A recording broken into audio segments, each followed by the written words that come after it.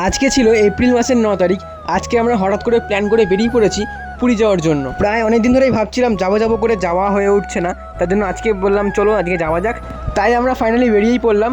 আজকে আমাদের ট্রেন আছে রাত্রি 5:30টার সময় হাওড়া থেকে, হাওড়া পুরী সুপারফাস্ট এক্সপ্রেস। হাওড়া স্টেশনে আসলে সব থেকে একটা অদ্ভুত জিনিস তোমরা দেখতে পাবে, সেটা হচ্ছে বড় বড় ফ্যানটা দেখে মনে হচ্ছে কিন্তু আস্তে ঘুরছে, কিন্তু না, ফ্যানটা কিন্তু বিরাট পরিমাণে হাওয়া।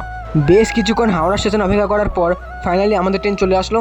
তারপরে ট্রেনে উঠে আমরা বেরিয়ে পড়লাম পুরীর উদ্দেশ্যে। আর আমাদের সিট পড়েছে একদম জানলার ধারে, তাই বসে বসে বাইরের ভিউ দেখছি। সারা রাত প্রায় ঘুমাতে এসেছি, এখন হচ্ছে আমাদের নামার সময় অলরেডি হয়েই এসছে। আর এখন কিন্তু আমাদের ট্রেনটা দেখতে পাচ্ছ একটা ব্রিজের উপর দিয়ে যাচ্ছে। ব্রিজটা কিন্তু অনেকটা বড়, অনেকটা। আর এই নদীটার নাম তোমরা কেউ জেনে থাকলে প্লিজ কমেন্টে বলে যাও। ফাইনালি গাইস আমরা পৌঁছে গেছি পুরীতে।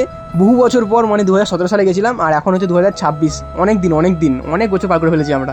যাই হোক, অলরেডি পৌঁছে গেছি। এখন এক্সাইটমেন্টে আলাদা। আমার কিন্তু এটা আলাদা রকমেরই মজা হচ্ছিল, সেটা আমি কাউকে বলে বোঝাতে পারবো না। প্রায় 8 বছর পর কোথাও একটা ঘুরতে আসলাম, তাও আবার পুরীতে। সত্যি কথা বলতে আলাদা একটা শান্তি। ফাইনালি আমরা ট্রেন থেকে অলরেডি নেমে পড়েছি, আর এখন যাচ্ছি হচ্ছে আমাদের হোটেলের উদ্দেশ্যে, মানে পুরীর সি বিচের সামনে যাব। ওফ, প্রায় 8 বছর পর নিজের চোখের সামনে দেখবো আবার সেই জায়গাটা, সেই সমুদ্র, সেই হোটেল। ওফ,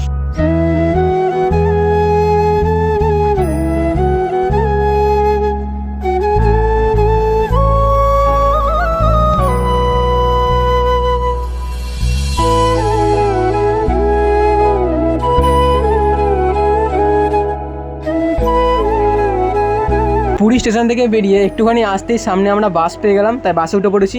আর ওখানে যে অটোগুলো গাড়ি ছিল সেগুলো একজনের ভাড়া 100 থেকে 150, অনেক ভাড়া। যাই হোক, আমরা এখন বাসে করে যাচ্ছি, চলো যাওয়া যাক।